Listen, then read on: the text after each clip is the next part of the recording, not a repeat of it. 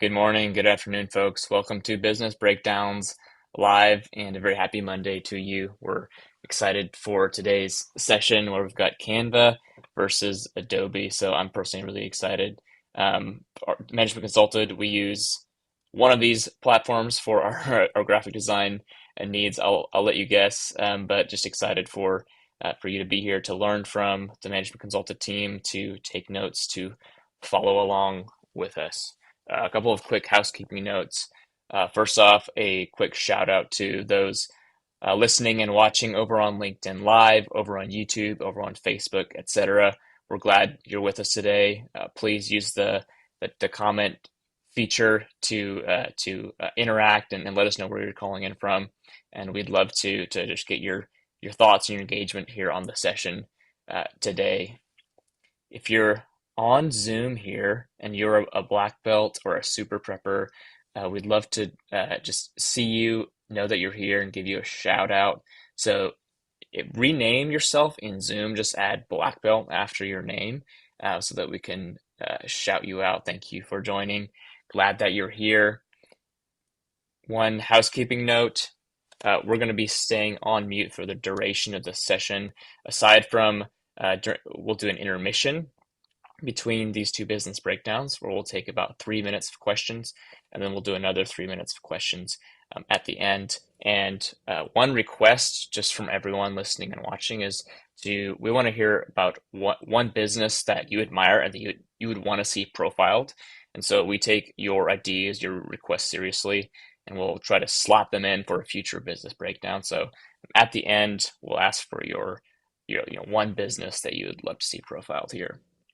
And lastly, please make sure you're subscribed and you're following us on LinkedIn, on YouTube, etc. So you get these weekly episodes streamed live to you, and so you get notified when we're going live. Amazing. All right, well, one of the reasons that y'all have told us that you really enjoy listening to these business breakdowns is that it helps you prep for your case interviews, right? It helps you build your business acumen, refine your strategic thinking toolkit. And so if you're in the case prep process, we've got a couple of programs here that might be relevant to your journey. And so I'm going to ask my colleague Eden to quickly unmute and just share about these three options and then how to get in touch if you've got any questions. Hey everyone, thanks so much, Japheth. All right, so we have three different options for you to consider today if you are wanting to upskill in case interviewing or if you're looking for recruitment support in general.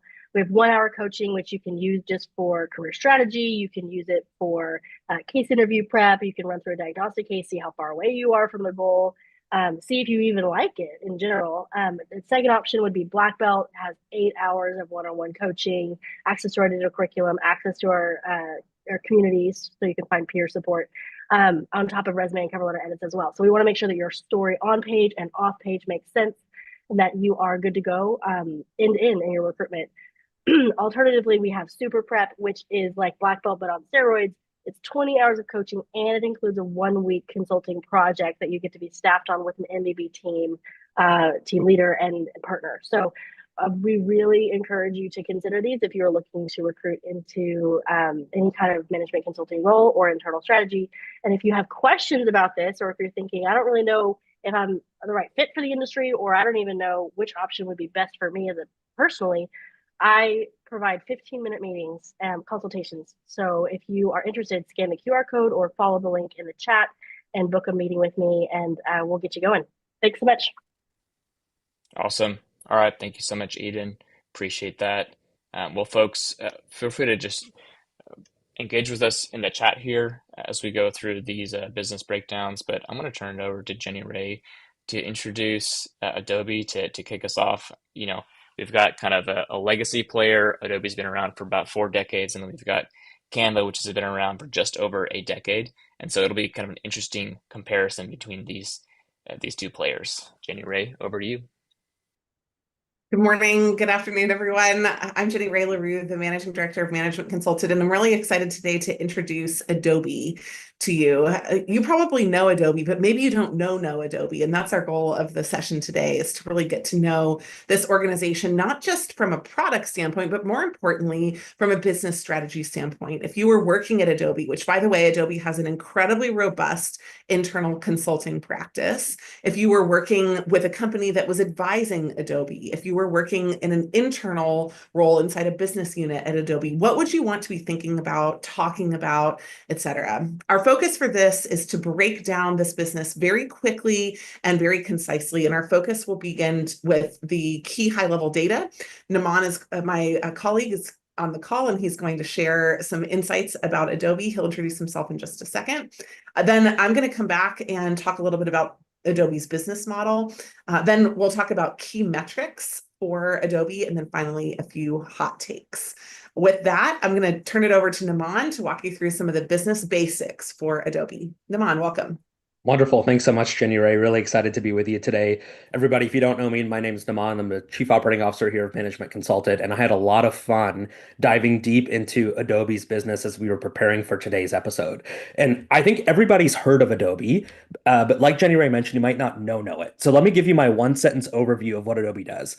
They deliver cloud-based solutions to deliver digital experiences and enable digital transformation. And you'll hear Jenny Ray when she talks about the business model talk about right, some of the revenue streams that you'll identify when you look at Adobe's earnings report. But just to, at a very high level, summarize that, they make money off of subscriptions, off of product licensing, and from services. And so those are the three revenue streams that really feed into the P&L that I'm going to break down here for you now. And so Adobe has an annual run rate of about $21.5 billion. By the way, if you go to Adobe's 10K, you'll find all of this information on page 55. So go verify this for yourself, check it out, follow along with us. But you'll find that Adobe's annual revenue is over $21 billion. Gross profit on $21.5 billion was $19.1 billion. That's my kind of margin right there. And so we're gonna break down how Adobe can drive these incredible margins, where this margin is coming from, and how they can continue to experience margin expansion in the years ahead. Now, operating income from that gross margin of about 19 billion was around $6.7 billion.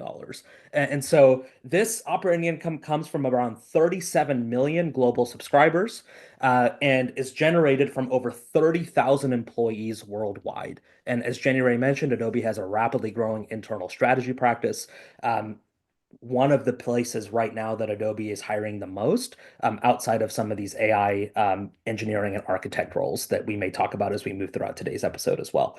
So that's Adobe. It's a fantastic business. It's been around since 1982. There's a lot that they're doing right. And we're here today to talk about, okay, how do you take a good business and continue to position it for the future? Before we get there, Jenny Ray, I'll turn it back over to you so you can break down the business model. Awesome. One of the key questions that we ask inside business breakdowns is this a fixed cost or a variable cost business? And in a business like Adobe, when they have three business lines, the subscription business, the product business, or the licensing business, and the services business, you actually have to understand which one is the largest. So I'm actually going to break down the numbers that Namaan just told you into micro numbers to get a sense of what kind of business this is. And so I'll do a drum roll from the bottom. About 600 million of Adobe's revenue is in services, about 400 million is in product, and the balance, about 20.5 billion is subscriptions. So Adobe is a subscription-based business. But again, if you want to understand how businesses can get confusing, are they subscription? Are they fixed cost? Are they variable cost? Are they product? Are they service-based businesses when they have all of these different lines? Let's just break down each one of them really quickly, and I'll go in that same order. The services business, if you look at it, their cost of revenue, which is the variable cost of the business, for services, it's 534 million out of about 600 million. That is a variable cost business, right? The majority of their cost is that. And that is largely their consulting practice. They have a $600 million consulting business inside Adobe. That's where they work with organizations to figure out how to utilize Adobe, how to use the services to create efficiencies, how to build teams, how to support the Adobe products, et cetera. And the product licensing side, they have about $25 million out of the 400. Pretty good margins, but you'll see there that's a fixed cost business, right? The majority of the cost inside that business is not variable cost. In the subscription business, it's not even 10%, right? 20.5 billion and approximately 1.8 billion of that is direct cost. The subscription business is a fixed cost business. The majority of that is not variable cost. It is not directly related to the services and the subscription, both with the high amount of revenue that they have and also with that cost bent is going to define Adobe's business. So Adobe is a fixed cost business. What does this fundamentally mean? It means that when Adobe adds a new customer, it adds minor incremental cost, and their major focus is on having a large user base on which they can maximize revenue. With that, I'm going to turn it over to Namaan to talk about some of the key metrics inside Adobe that helps us understand how they're operating, what they're thinking about, and what you would want to think about if you were prepping for an interview or for a job at Adobe. Wonderful, January. So if the goal is to have a large and growing user base, then the number one metric I think that any SaaS company, software as a service company, needs to be paying attention to is churn. And so the number one metric that I'd be managing to at Adobe, or if I was solving a case interview that had to do with the growth strategy at Adobe, would be subscription churn. And specifically, it would be subscription churn per segment. And so we've already talked about how, right, the digital media part of the business, that subscription side of the business, drives 90% plus of the revenue and an outsized part of the profit for the company. And so when I think about the different customer segments that exist within that business, I think of creative professionals, I think of communicators, so that's marketers, content creators, etc. And then I think of the individual consumer. And outside of those three segments, or excuse me, inside of those three segments, I think of creatives and communicators as the highest value segments for Adobe. And one of the reasons that Adobe's been able to grow at the rate it's been able to grow is because it offers these best-in-class tools in a subscription bundle. Right. So for these folks to get the 1 to 3 tools that they want, if you want Illustrator or if you want Photoshop or if you want InDesign, you have to pay a higher price mostly to get access to all of them. Right? You have to pay to get access to Creative Cloud. And in effect, what this does is it means that the most popular products at Adobe subsidize the least popular products, but they all add value to the bundle. And so why can Adobe get away with this? It's because they focus on offering the most robust tools on the market. And so why should they pay attention to churn and making sure that they're able to keep their customer segments sticky when it comes to Creative Cloud and all these different product offerings that are part of Creative Cloud? Here's why. Acquiring a new customer costs 5 times as more as retaining an existing one. That's number one. Number two, it's been shown that if a SaaS company can increase customer retention by just 5%, it can increase profit by up to 95%. And number three, the success rate of selling to an existing customer is between 60 to 70%. You start marketing to new prospects, that success rate drops to 5 to 20%. So what you want to do if you're Adobe is you don't just want to grow your user base, but you want to increasingly monetize that user base over time. And so how do you increasingly monetize that user base? They've got to stick around so you can continue to pass on price increases to them, so you can continue to add to the bundle and increase the value of the bundle. You want to keep them around so that you can continue to gather product feedback from that user base. For all of these reasons and more, churn is the number one metric that I'd be paying attention to if I was at Adobe. Number two, I'd be paying attention to services growth. So we already talked about how subscriptions are 90% of my revenue. I've got to have my eye on the ball there.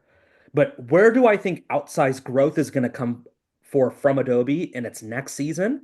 I think it's going to be from services. And so the way that I think about services is really it's the digital experience part of the business. So this includes Adobe's Experience Cloud, which is the tool that enterprises use for marketing commerce. So think about, e-commerce companies that need data, they need software, they need analytics tools that enable them to track buyer and user journeys. That's what Adobe's offering primarily through its services business, right? They offer email and other analytics options as well. So to me, this is what sets Adobe apart from competitors like Canva, right? So because Adobe offers more robust uh, services, because they offer diversified services outside of just these subscription products, this is where they're able to drive higher margin revenue.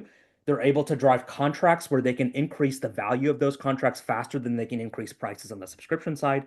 And they're able to leverage their long-term enterprise relationships to deepen the value of those relationships over time. So, as every single business in the world looks to undertake a digital transformation or accelerate a digital transformation, this is, in my view, where Adobe's big growth opportunity lies. It's in the services. And then number three, the thing that I'd be paying attention to at Adobe is actually the implementation of AI tools, right? And I did not want this to be my number three. I think some of the hype around AI is overblown right now, but I think it's important for Adobe for this reason, right? They don't just have competitors like Canva on the consumer side; they have competitors like Google, Microsoft, and others on the enterprise side. And so Adobe can't afford not to offer AI tools across its design and services portfolios. Why? Because enterprise customers, in my experience, move in a pack, right? Once an exodus starts from one provider to another, it's hard to stop the stampede out, right? And how competitors like Microsoft are selling against companies like Adobe is they are offering bundles across a portfolio of services. So how is Microsoft luring enterprise customers to Azure, its cloud business? It's using like its AI tool Copilot as a way to lure people. And then what are those enterprise customers doing? Well, they're thinking, okay, if I move over to Microsoft's cloud business, I might as well move my other spend to Microsoft as well to negotiate better terms. And so, like this integrated kind of offering that includes some of these AI tools, I think is critical for Adobe to maintain competitiveness with its enterprise rivals.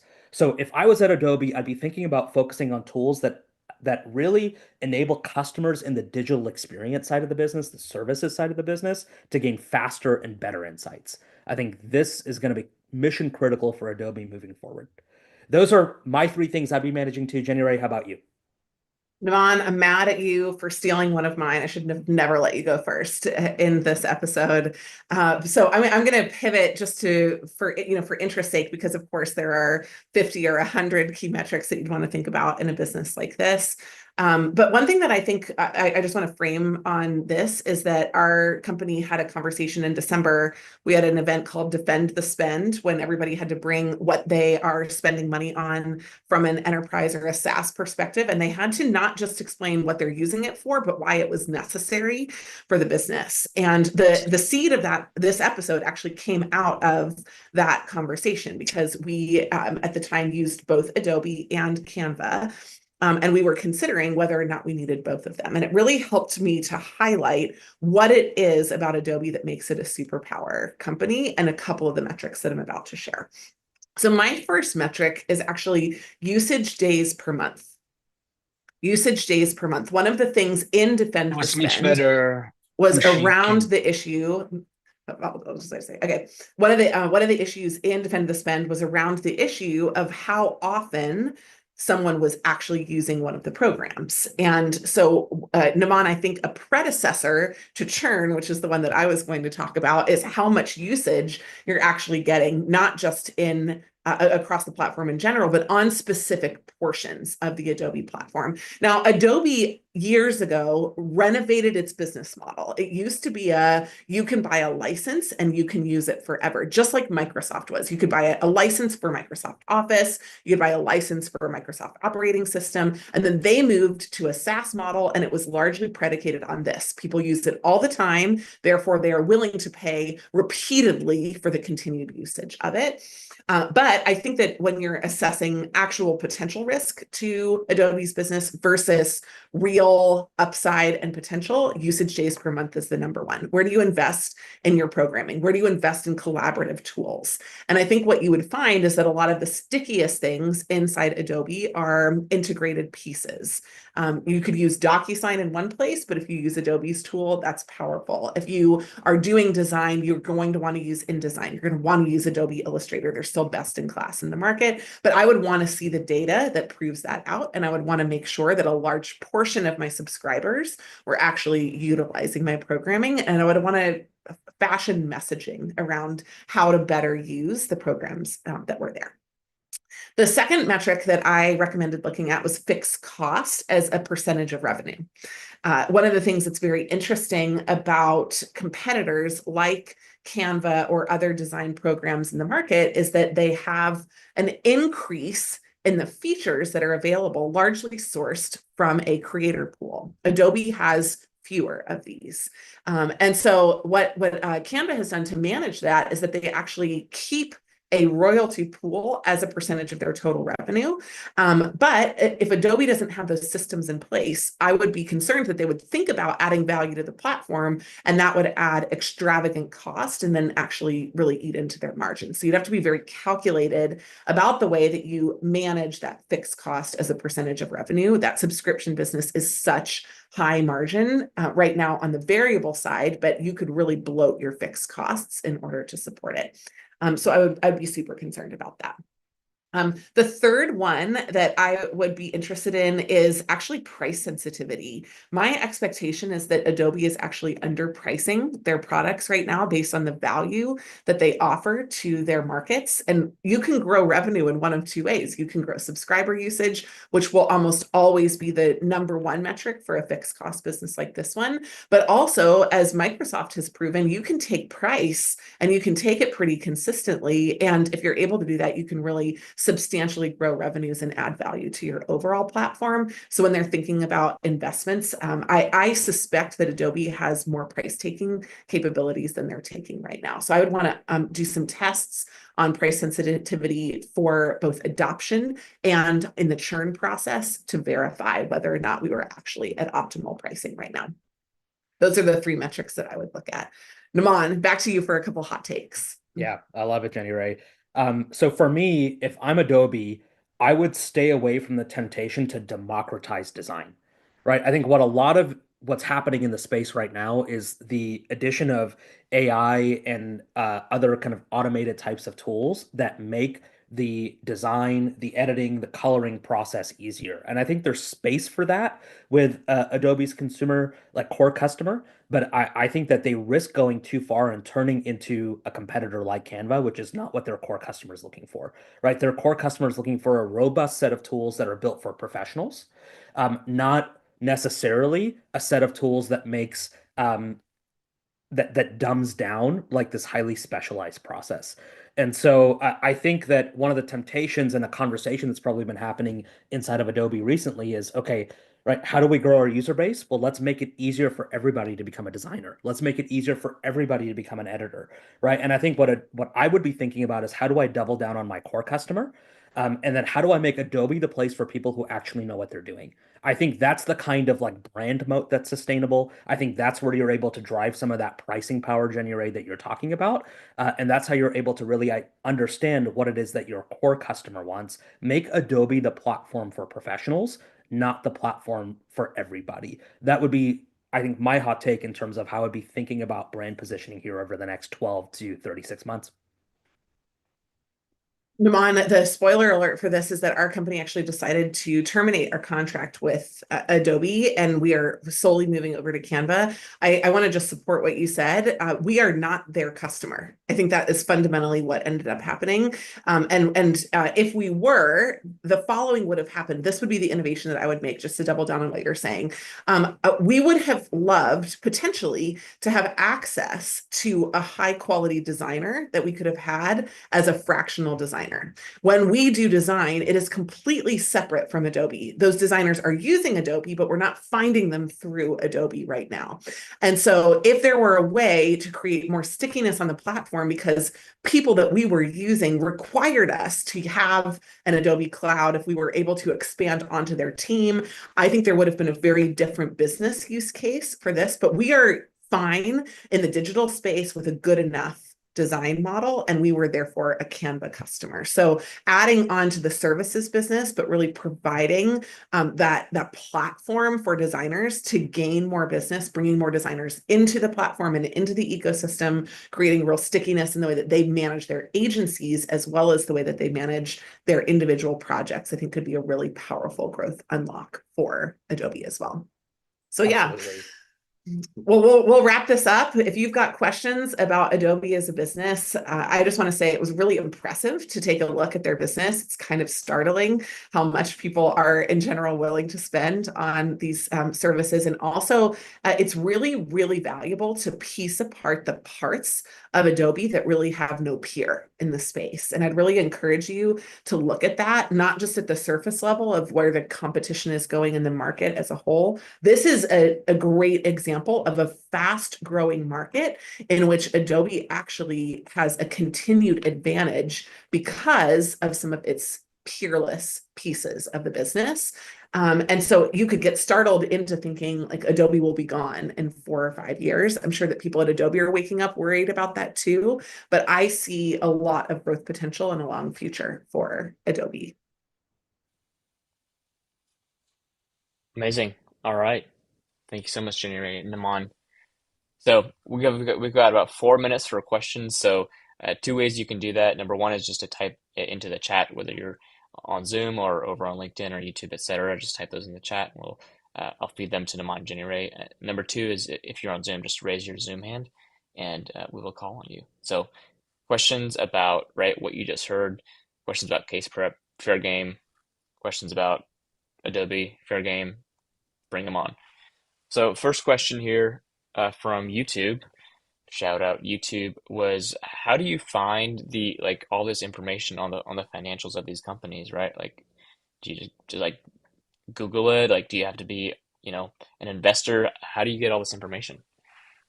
Jen, Neither and I or I are investors in Adobe. We probably should have disclaimed that at the beginning, right? So we're not hyping Adobe so that you go buy stock. That's not the reason that we're doing this.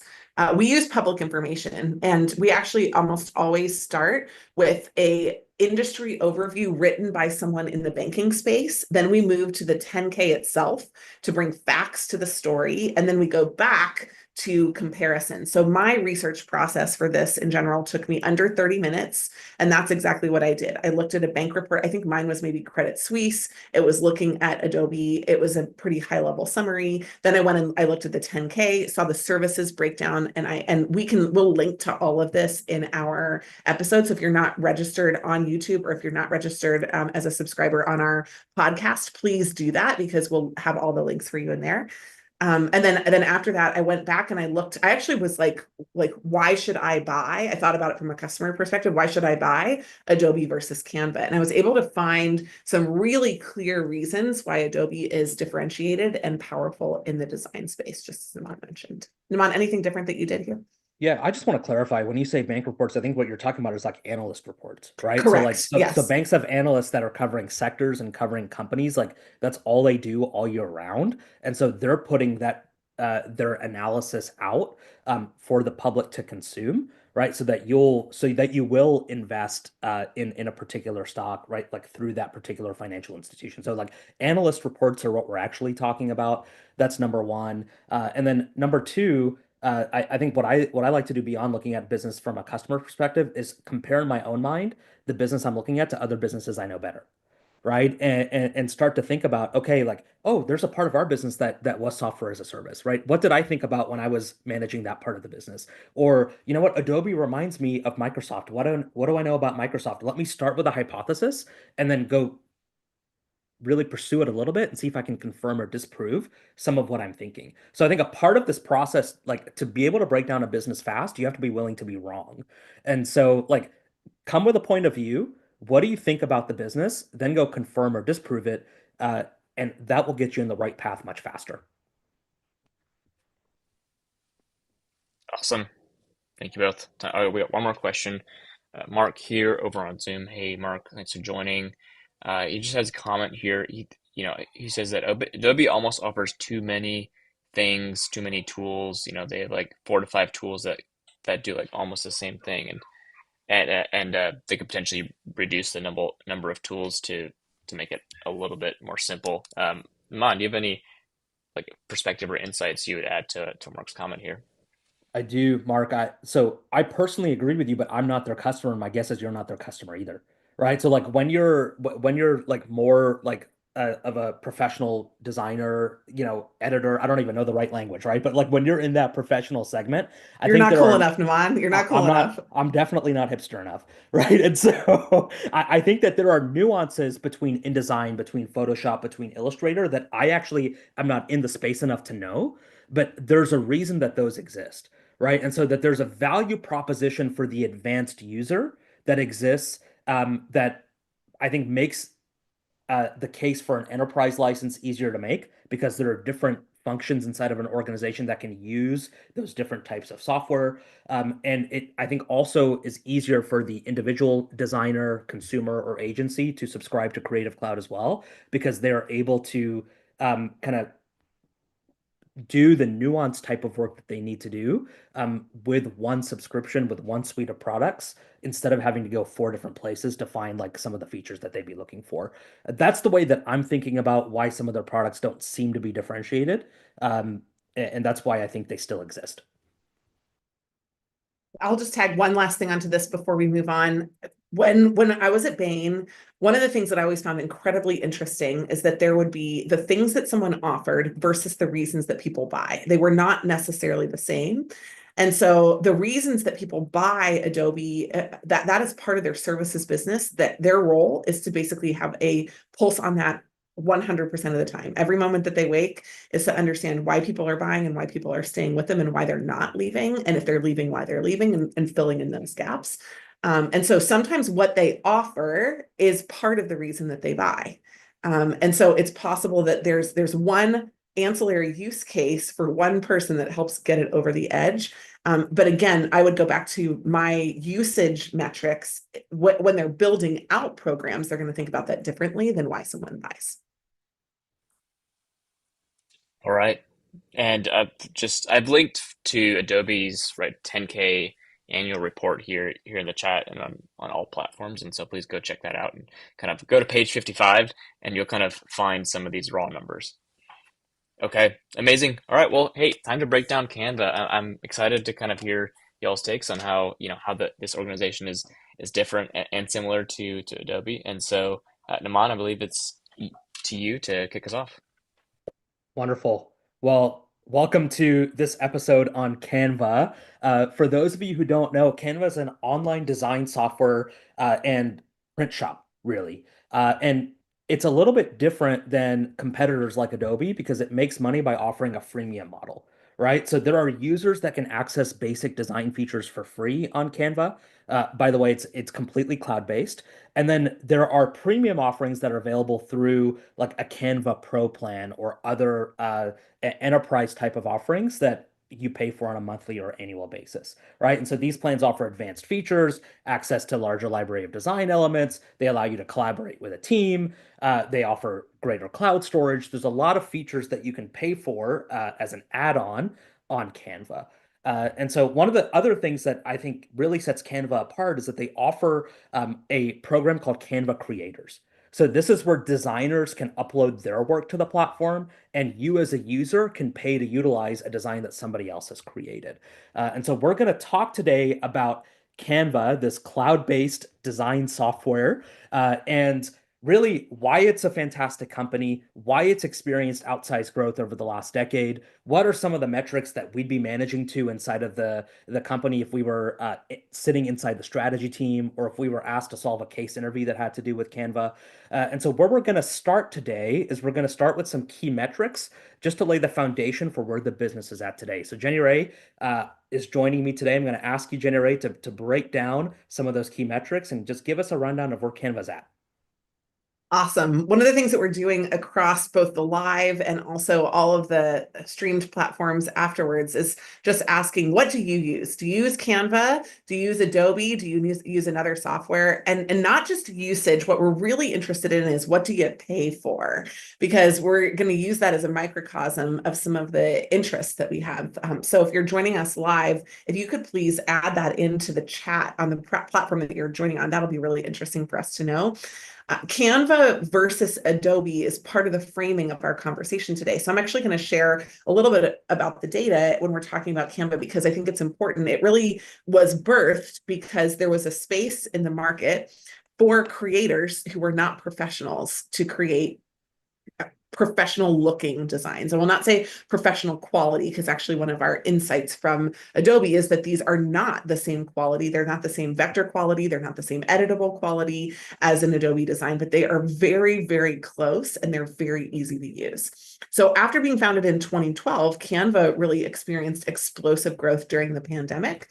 And now they're at annual revenue of approximately, all these numbers are private, so we've sourced them to the best of their ability and to what they have shared with us, about $2.5 billion. Their gross profit is unknown, but we expect, as Namaan's going to share in a minute, that it's exceptionally high as a portion of that $2.5 billion.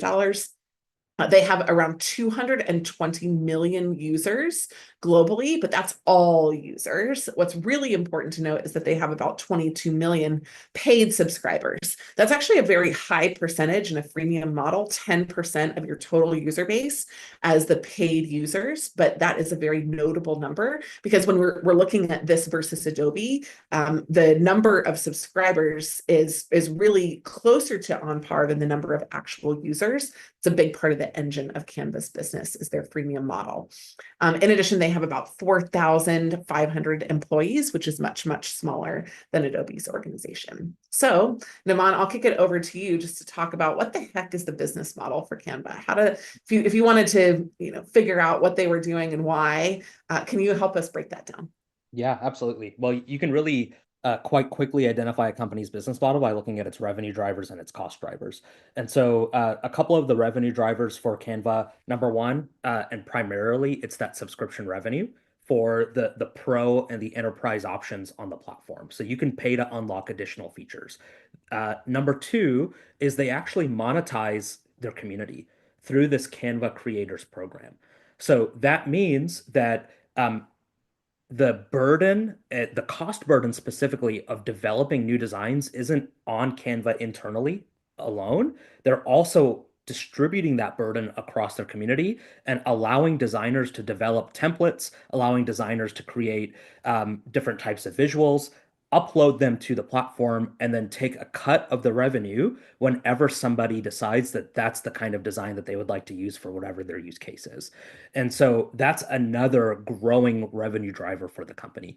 And on the cost side of the equation, Canva's costs are primarily fixed cost. And so what I mean by that is they pay for the hosting, they pay for the platform upkeep and maintenance. They pay to make sure that the features that they are offering are accessible and as easy to use, right? All the time. Like there's 99.9% uptime, right? People are able to get their designs, download them, share them, right? Like their platform upkeep costs.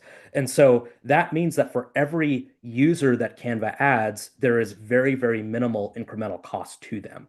And so the variable cost side of the business is really that creators program, right? So like the commissions that they're paying are variable, but that's a very small part of the cost base for Canva. So when you think about Canva, the way to think about Canva is that their costs are primarily in the fixed cost category.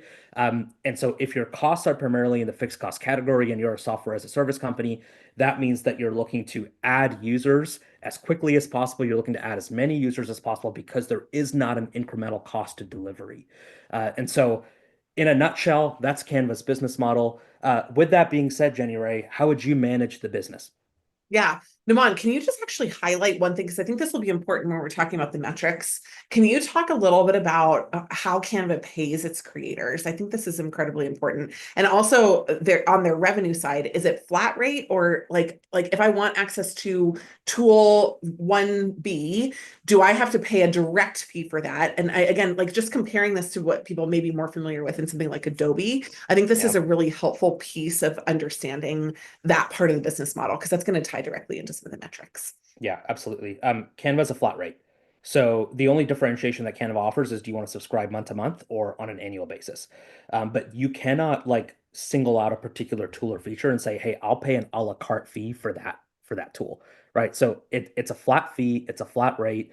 Again, what does that mean? I think number one, it means that like your value proposition is simpler and easier for your customer to understand. Number two, it means the administrative burden and the technical burden is easier to deliver on.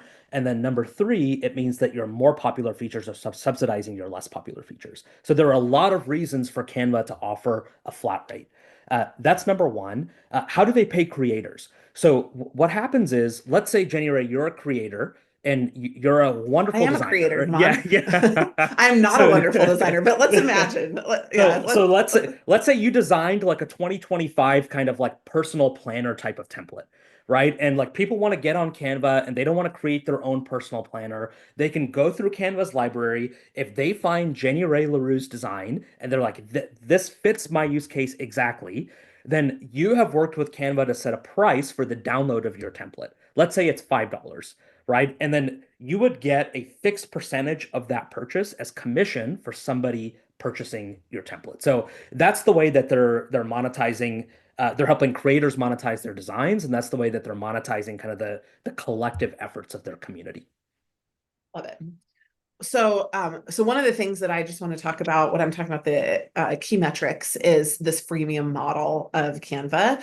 It's an incredibly powerful engine, and it's also a huge cost risk that you're basically subsidizing the free portion of your user base with your paid user base. And you also have two different types of customers potentially that you're trying to think about. So the first thing I want to talk about is just the free customer growth rate. Canva does have incredibly powerful sharing and incredibly powerful referral programs. They're not monetized, but they've just made it very, very easy for somebody to say, hey, I'm using Canva, you should use Canva too.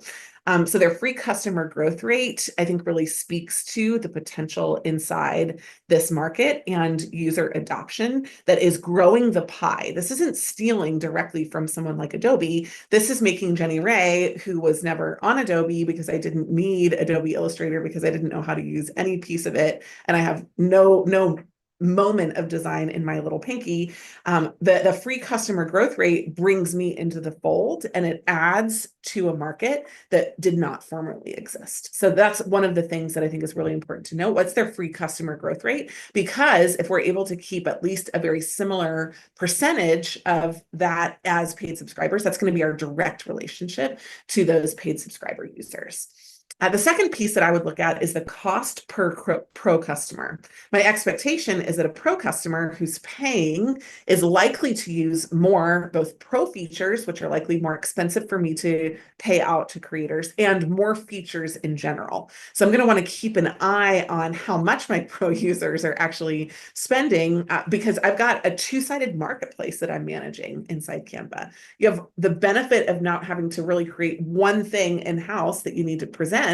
But on the downside, you've got these hungry creators that are only going to keep creating if you're able to keep it good for them. So I see some pretty big cliff risk soon as creators flock to the platform expecting to make the same money that somebody did 5 years ago when they started on Canva. They won't. There's going to be challenges, and that's going to drive up the cost per pro customer as you have these higher volume users inside the pro customer space. And then just tied to both of those, the percentage of paid versus free over time. Like I mentioned, you're naturally expecting, as you see an explosion of free users, to have some kind of small degradation, maybe from 12% down to 10%. But if you're continually dropping and you have this very large freemium model with a user base that is really, again, sucking the energy and some of these download fees out of your total user base, and you're not able to adequately grow your paid subscribers, you're going to have to think about how to lock down the paid subscribers more, lock down more of the free content so it's less valuable for the free users to help them migrate up, maybe create a la carte options, but really paying attention to who you're monetizing and who you're not over time, because that could be a pretty substantial business risk, especially from the cost side. Namaan, over to you. All right, so you got the benefit of going first in this episode. Yeah, So, baby. so I'm going to talk about different metrics than you did, even though I 100% agree with almost everything that you said in terms of what I'd be paying attention to if I was at Canva. I think the number one thing I have to mention, and we mentioned it for Adobe, but I have to reiterate it because this is just the nature of the beast when it comes to this kind of business, is you have to think about churn, right?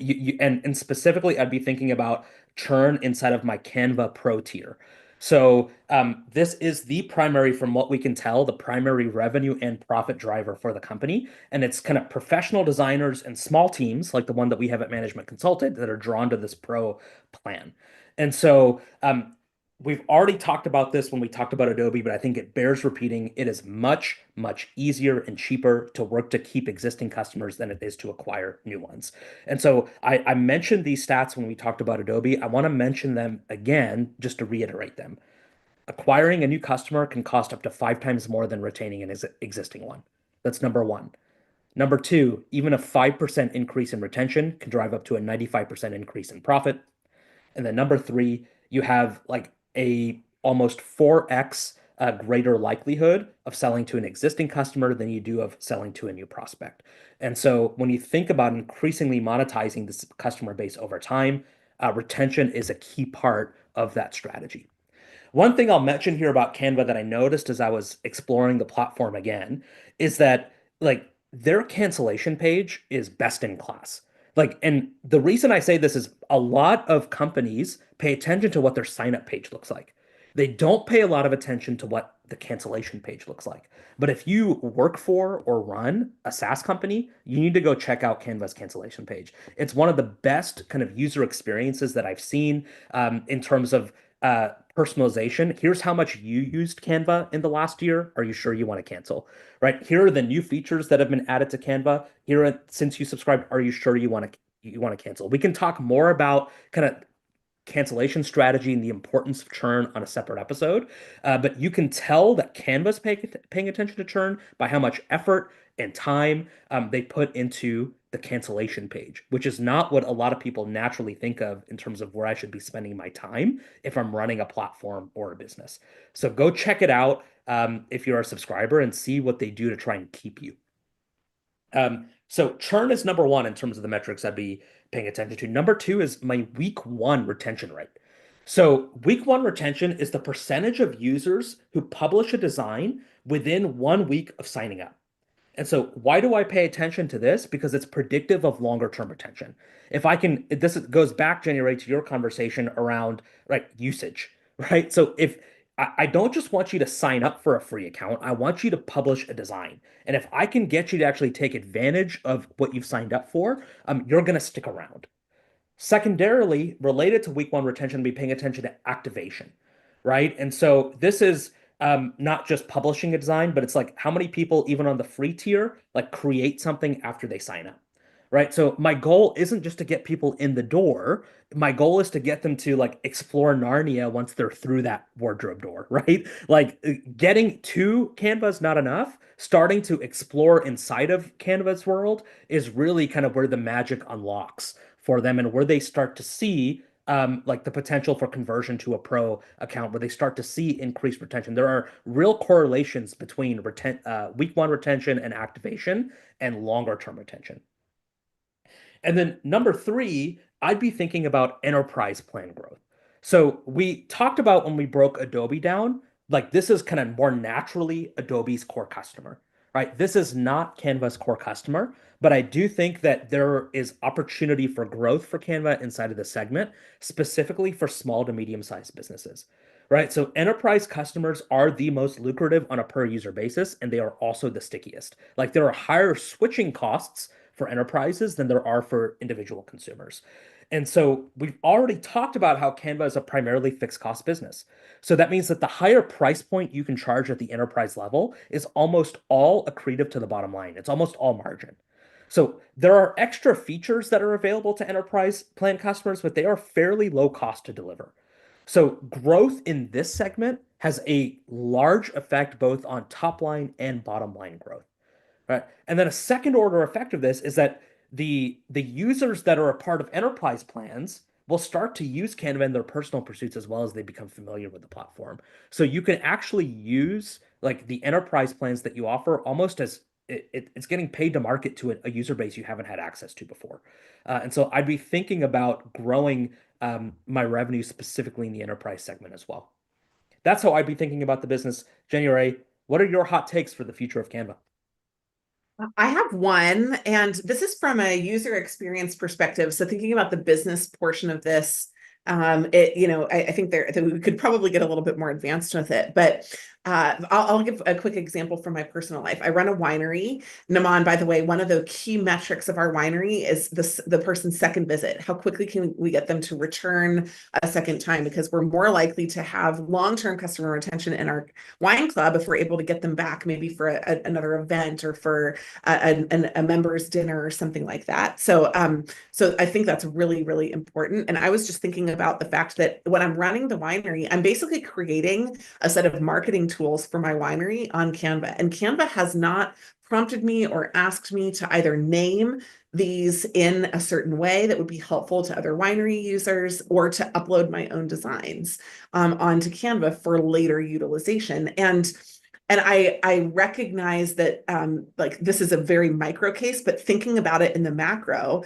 if you have thousands of small businesses, restaurants, right, coffee shops, agencies that are running these kinds of programs, wouldn't it be incredibly powerful to have niched down packages? Because if I had access to a huge amount of winery specific information, right? Just yesterday, I was designing a new club member form, but if there were 50 club member forms that other people had uploaded because they created them on Canva because they could monetize them maybe in a very minor way, or maybe they could work off their enterprise fees by trading something there. I think that there's opportunity for Canva to use an AI layer to better make recommendations for specific business types, not just specific, like I'm doing an Instagram post, which is how they've organized now, but I'm trying to build a business in this specific category. And I'm recognizing as I'm using it that there's an opportunity there.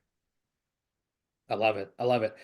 January, I think one thing, I've got a hot take, but I do want to add one thing to what you shared about Adobe, which what I heard you saying about Adobe in terms of a growth opportunity for them is almost like credentialing designers, onboarding them onto a platform and allowing them to kind of sell their wares or their services through Adobe's platform and taking a cut, right? I think like there's a huge opportunity for Canva to do the same because Yes. like And not managing just the templates, but actually like I the actual the need help design with services. bottles, right? I need somebody to give me a Exactly. very specific thing. Yes, Like exactly. it's your small to medium-sized businesses that are less likely to have that capability in-house or less likely to have a network that can deliver that capability. And so I think Canva has a real opportunity to take share from places like Fiverr and from Upwork by credentialing service providers and then also allowing them to almost kind of sell their services and market themselves through the platform. And I think that within the next probably 3 years, we'll see that on Canva. I Mhm. think within the next 2 years, we will see Canva go public. So Canva is privately held. It is based in Sydney, Australia. It's one of the largest kind of privately held tech startups in Australia. And I think that Canva will go public in 2026. I think it will be the biggest IPO of 2026. And I think that even though it's an Australian-based company, it's going to list on the NASDAQ. And so I'm looking for Canva to be a hot IPO as you see a friendlier kind of regime coming to place in terms of monetary policy here in the US and around the world. I think you're going to start to see the IPO market start to come back, and Canva's going to take advantage. I love it. Well, as we wrap up for Canva, I think it's just really helpful for y'all to know that we're kind of flying a little blind here, but that's how a lot of businesses have to do their business intelligence too. If you're working inside a space where somebody is not public, you have to extrapolate based on some of the things that they say, on reports that they do, on announcements that they make, on presentations that they're talking about inside podcasts, and you have to kind of pull together the story. But the most powerful way you can gain insights from a business, if you're not sure how how it works is to become a customer. That's really where Namaan and I, in both our conversations of Adobe and Canva, came through the lens of, hey, why are we a customer? Why may in the future we not be a customer? What would make us a more valuable customer? So if you're trying to build business acumen, one thing I'd recommend for you is to really think about the business from the leadership perspective, but also think not what do I like about this product or what do I not like, but why would I buy it? How much would I pay for it? The real analytical tactics that a business is thinking about, those can help provide a tremendous amount of insight. Thank you to everyone for joining. We're so grateful for your attention on today's episode. Awesome. All right. All right, well, that wraps up the business breakdowns. We've got 3 minutes left here until 12:30 Eastern, and so we're going to take some questions, and also we're going to take your requests for like a future, like a company that you'd love to see profiled. And I've already collected a couple of fun responses here in the chat. Notion, DeepSeek, GitHub, great, love it. So we'd love to have your ideas, so just comment them in the chat here, and then I'm gonna take a couple of questions, and I had one coming in earlier, so let me go find that one. Great. All right, all right. So, Jenny, I might ask you to take this one. What is something most people don't know or about navigating, like evaluating an industry or company? I think that everybody assumes that it's only best left to the experts.